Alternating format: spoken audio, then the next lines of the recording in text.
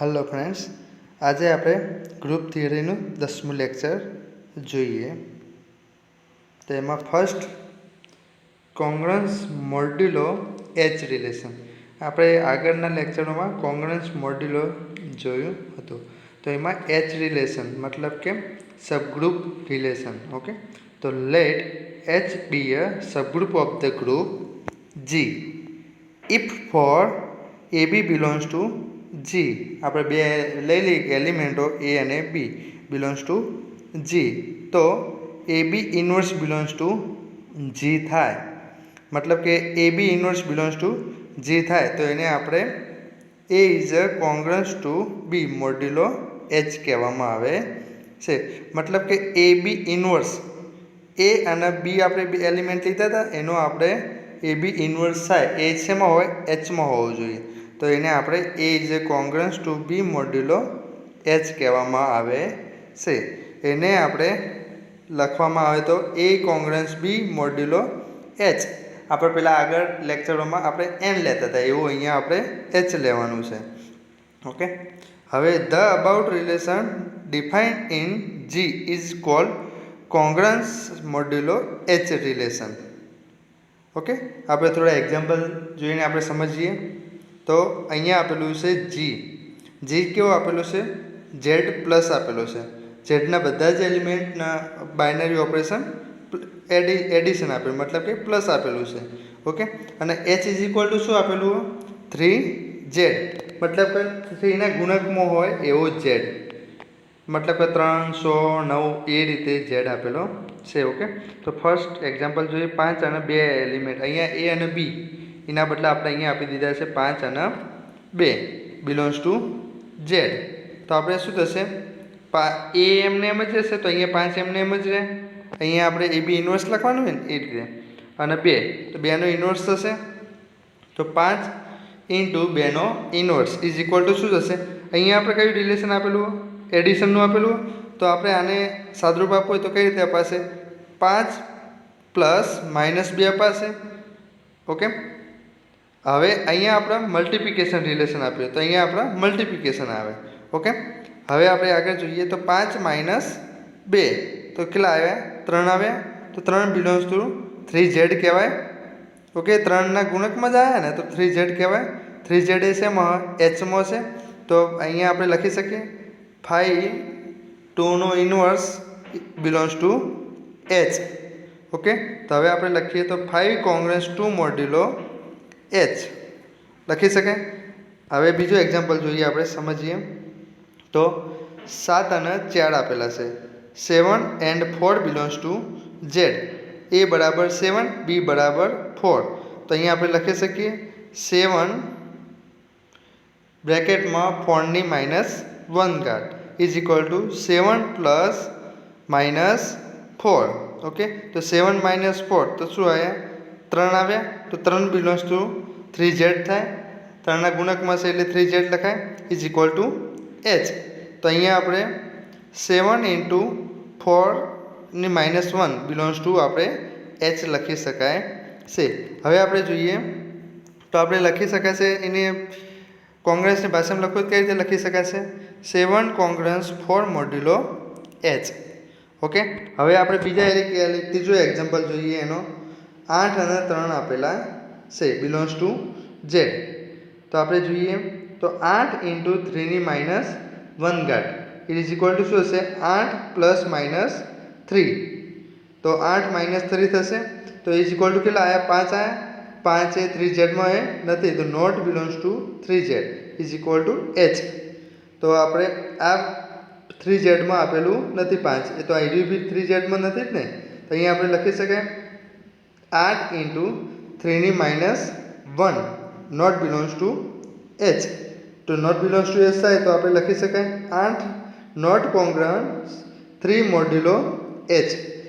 जे 3 multiplication में ना आवे 3z में एने आपणे अहींया नॉट कोंग्रेंस वडे दर्शाववामां आवे अने जे 3z में आवे एने आपणे कोंग्रेंस तरीके दर्शाववामां आवे छे। ओके, हवे आगळ जोईए थियरम छे the relation a congruence b modulo H is an equivalent relation in group G. આપણે ઇક્વિવેલન્ટ રિલેશન આપણે જોઈ ગયા આગળ. ઇક્વિવેલન્ટ રિલેશનમાં શું આવે?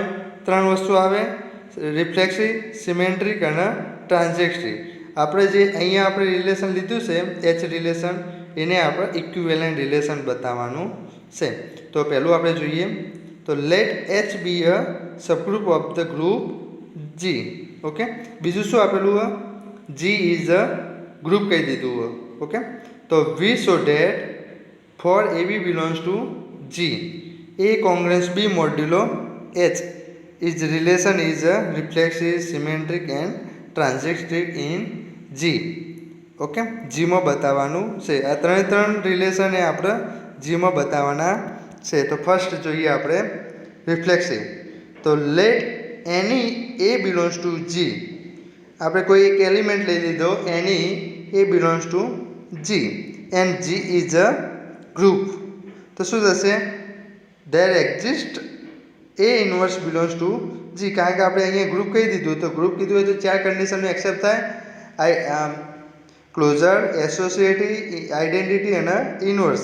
તો અહીંયા આપણે ઇન્વર્સ પ્રોપર્ટીનો ઉપયોગ કર્યો. અહીંયા એ બિલોંગ્સ ટુ જી હોય તો એનો ઇન્વર્સ બી આપણે જીમાં લખી શકાય. ઓકે, તો such that a into a inverse belongs to G લખી શકાય. ઓકે, હવે આપણે જોઈએ એ ઇન્ટુ એ ઇન્વર્સ એના બરાબર ઇઝ ઇક્વલ ટુ તો શું લખાય? આઇડેન્ટિટી એલિમેન્ટ થઈ જાય.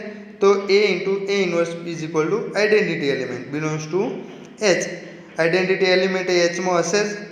ઓકે, હવે આપણે જોઈએ તો a into a inverse belongs to આપણે એચ લખી શકાય. તો આપણે જેમ ડેફિનેશન હતી અહીંયા a b inverse belongs to H થઈ ગયું. તો એને આપણે આવું લખી શકીએ: એ કોંગ્રુઅન્સ બી મોડ્યુલો એચ. અહીંયા આપણે એની જગ્યાએ એ છે અને બીની જગ્યાએ આપણે એ લીધો છે. ઓકે, તો અહીંયા આપણે a into a inverse belongs to H. તો અહીંયા લખી શકાય છે એ કોંગ્રુઅન્સ એ મોડ્યુલો એચ. બંને આપણે એલિમેન્ટ સેમ હોવા જોઈએ, તો આપણે એને રિફ્લેક્સિવ કહેવામાં આવે છે. તો કોંગ્રુઅન્સ ઇઝ અ રિફ્લેક્સિવ ઇન જી. આ જે આપણે કોંગ્રુઅન્સ રિલેશન લીધું હતું એ રિફ્લેક્સિવ ઇન જીમાં થાય છે. હવે આપણે એવું એ રીતે આપણે સિમેટ્રિક જોઈએ. તો સિમેટ્રિકમાં કેટલા એલિમેન્ટની જરૂર પડશે? તો let for any A b belongs to G, એમાં 2 એલિમેન્ટની જરૂર પડશે. અને હવે આપણે લઈએ એ કોંગ્રુઅન્સ બી મોડ્યુલો એચ. અને સાબિત શું કરવાનું? બી કોંગ્રુઅન્સ એ મોડ્યુલો એચ સાબિત કરવાનું છે. તો આપણે ફર્સ્ટ એ કોંગ્રુઅન્સ બી મોડ્યુલો એચ લીધું. તો એને આપણે શું લખી શકાય ડેફિનેશન પ્રમાણે? એચ રિલેશનની ડેફિનેશન પ્રમાણે તો a b inverse belongs to H લખી શકાય. ઓકે, હવે આપણે એ b inverse belongs to H લખી શકીએ. તો આપણે એનો બી ઇન્વર્સ લઈએ, એ બી એચમાં જોઈએ. કારણ કે અહીંયા આપણે કહી દીધું છે H is a subgroup of the group G કહી દીધું છે. માટે આપણે એ બીનો ઇન્વર્સ બ્રેકેટમાં એ બીનો ઇન્વર્સ, એનો B inverse belongs to H.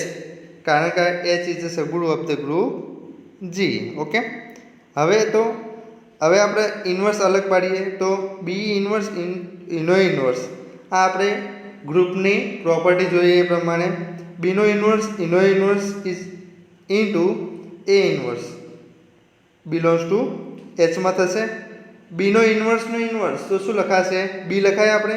તો b into a inverse belongs to H.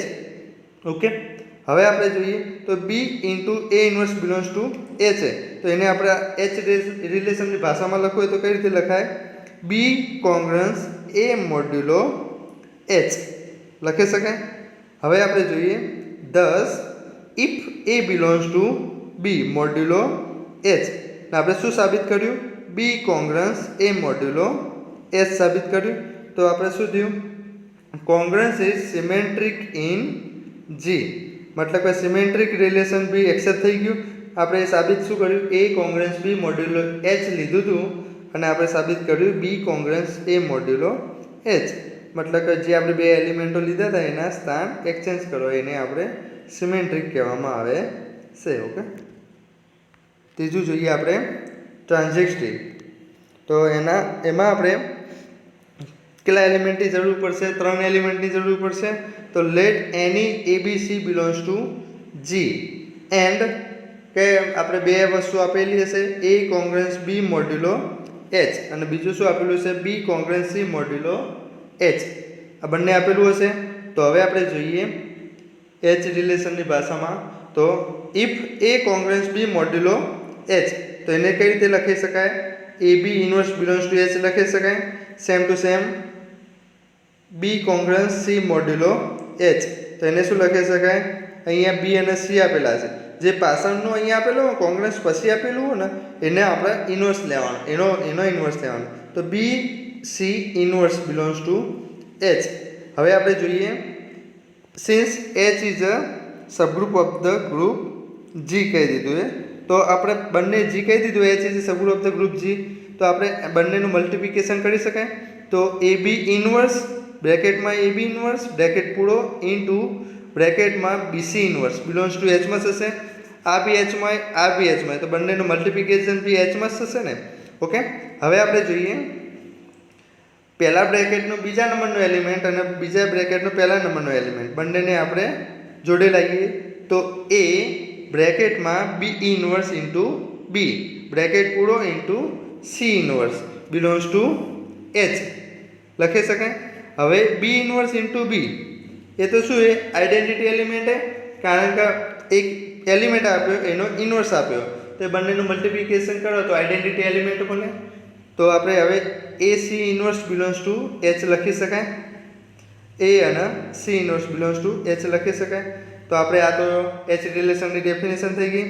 તો એ કોંગ્રન્સ સી મોડ્યુલો એચ. તો 10 આપણે શું શું લીધું હતું સ્ટાર્ટિંગમાં? એ કોંગ્રન્સ બી મોડ્યુલો એચ લીધો હતો અને બીજું શું લીધું હતું? બી કોંગ્રન્સ સી મોડ્યુલો એચ લીધો હતો. ધેન આપણે શું સાબિત કર્યું?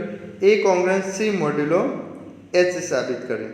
તો congruence is a transitive in G. Okay, આપણે ટ્રાન્ઝેક્ટિવ રિલેશન સાબિત થઈ ગયું. તો ફ્રોમ 1 to 3 1 2 3 પરથી આપણે લખી શકાય congruence modulo H is a equivalent relation in G લખી શકાય. હવે આપણે એક બીજી ડેફિનેશન જોઈએ, કોસેટ. ઓકે, તો એમાં આપણે 4 અલગ અલગ આવે છે. તો જોઈએ first, let H be a subgroup of G. અને બીજો for any a belongs to G માટે ધ સેટ, કોઈ બી આપણે H is subgroup of the group G લઈ લીધો અને કોઈ એલિમેન્ટ લઈ લીધો એ બિલોંગ્સ ટુ જી. તો ધ સેટ કયો સેટ? H a. એચ કેવો? એચ બિલોંગ્સ ટુ એચમાં હોય, કેપિટલ એચમાં હોય એવો. ઓકે, મતલબ કે સબગ્રુપમાં હોય એ. આ સ્મોલ એચ લીધો એ કેવો? સબગ્રુપમાં હોય. ઇઝ કોલ્ડ રાઇટ કોસેક, મતલબ કે એ જે બાજુ આવે ને એ કોસેક કહેવાય. એ રાઇટ સાઈડ છે તો આપણે right coset of H in G with respect to element a. Okay, હવે it is denoted by capital H a is equal to, આપણે શું લખી શકાશે? Capital H a is equal to બ્રેકેટમાં small h a h belongs to H capital H. Okay, હવે આપણે જોઈએ બીજું લેફ્ટ કોસેક જોઈએ. તો બીજા નંબરનું the set A H, A left side આવે તો આપણે લેફ્ટ કોસેક કહેવાય. તો એ એચ કેવો? કેપિટલ એચમાં હોય. ઇઝ કોલ્ડ લેફ્ટ કોસેક, મતલબ કે એટલું યાદ રાખવાનું કે એ જે સાઈડ હોય એ આપણા કોસેક બને. તો of a in G with respect to element a. It is denoted by a capital H. તો a capital H is equal to શું થશે? લાસ્ટ લાઈન તો શું થશે? બ્રેકેટમાં એ એચ, જ્યાં h belongs to capital H. Okay, same to same એ રીતે બીજા જોઈએ આપણે. તો if G is a group under binary operation addition. હવે એડિશન માટે જોઈએ, આગળ આપણે મલ્ટિપ્લિકેશન માટે જોયો હતો. તો then right coset of H in G with respect to a is denoted by H capital H plus a, કારણ કે આપણે એડિશન માટે જોઈએ. તો અહીંયા આપણે એ અહીંયા આપણે રાઈટ કોસેક તો અહીંયા આપણે રાઈટ બાજુ આવેલો એ અને વચ્ચે એડિશન આપેલું છે. તો it is denoted by capital H plus A is equal to શું લખાશે? Small h plus A. Small h કેવો? બિલોંગ્સ ટુ કેપિટલ એચમાં હોય. ઓકે, અહીંયા આપણે જે બાજુ અહીંયા ખાલી એડિશન કીધું એટલે આપણે એડિશન નહીં લખ્યું. અહીંયા મલ્ટિપ્લિકેશન હોય તો અહીંયા આપણે આગળ જોઈએ એમ મલ્ટિપ્લિકેશન. અહીંયા જે સાઈડ એ હોય એ સાઈડનો કોસેક બનશે. Okay, the let coset of h in g with respect to a denoted by a plus capital h. It is denoted by a plus capital h is equal to આપણે શું લખી શકાશે? a plus small h. Small h કેવો? જે belongs to capital એચમાં હોય એવો.